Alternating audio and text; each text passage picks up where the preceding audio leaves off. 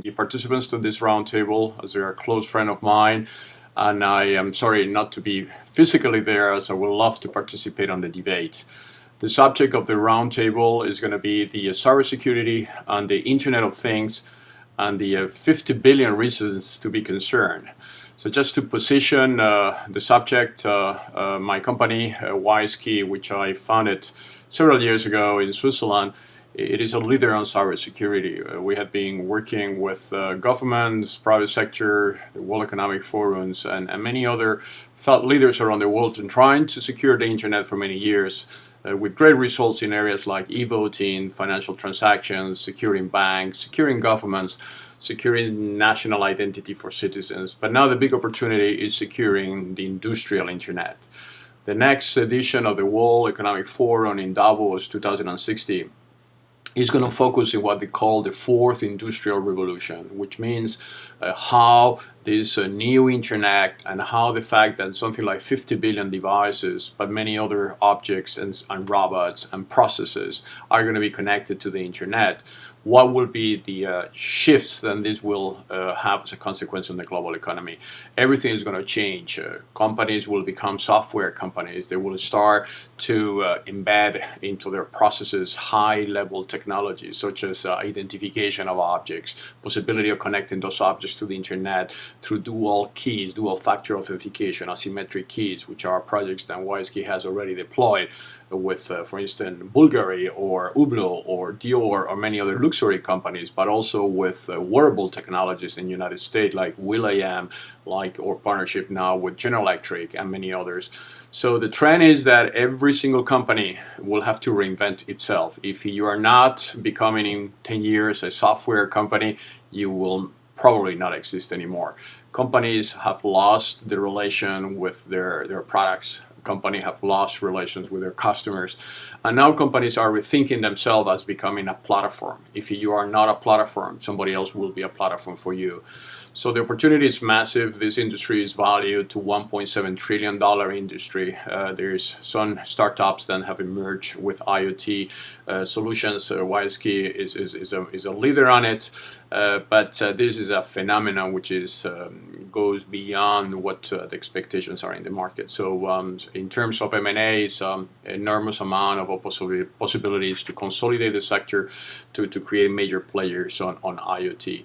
The IoT has three dimensions which needs to be understood and solved before this will become a global phenomenon. One of them is the policy. There's absolutely no policy on how this will run. I mean, people don't know yet how the internet, which is totally unsecure infrastructure, will cope with the burden to interconnect 50 billion devices. That will need decentralization.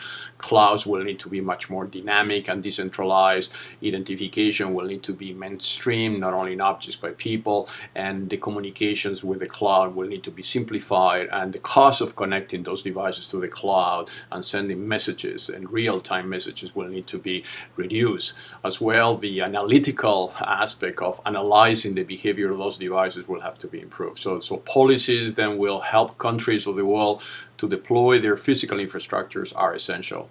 The other element is technology. Technology will need to evolve. The current technology is not yet there. There are some advancements on NFC technology, microchips, Intel, Samsung, Nokia, all of them, they're working towards the next generation chips, which will include the cybersecurity element at the device level, using combinations between identity combined with blockchain and possibilities of making those objects resilient to attacks. The problem now is that the objects connect at the backend level. So if you attack the backend, the platform, you compromise all the objects at once. So the trend is to reduce the complexity and putting the object artificial intelligence being used as a way of monitoring attacks at the object level.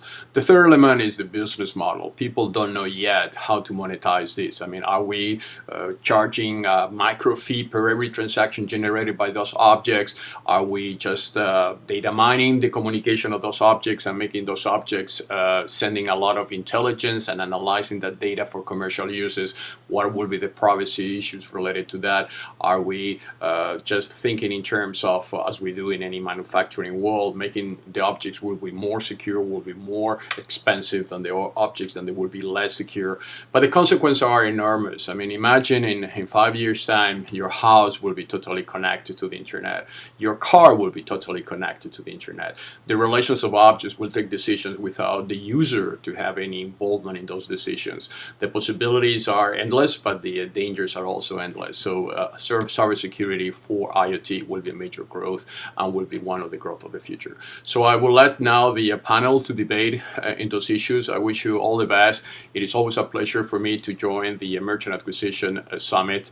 Next year is going to be an important year as the industrial, the fourth generation of the internet, the fourth industrial revolution is going to be covered in length in Davos. And we're organizing, by the way, a roundtable, a cybersecurity IoT roundtable at the World Economic Forum in Davos with the presence and assistance of merchant acquisition, and in particular David Ferguson. So I wish you all the best, a great panel, and we look forward to be with you in the next edition. Thank you very much.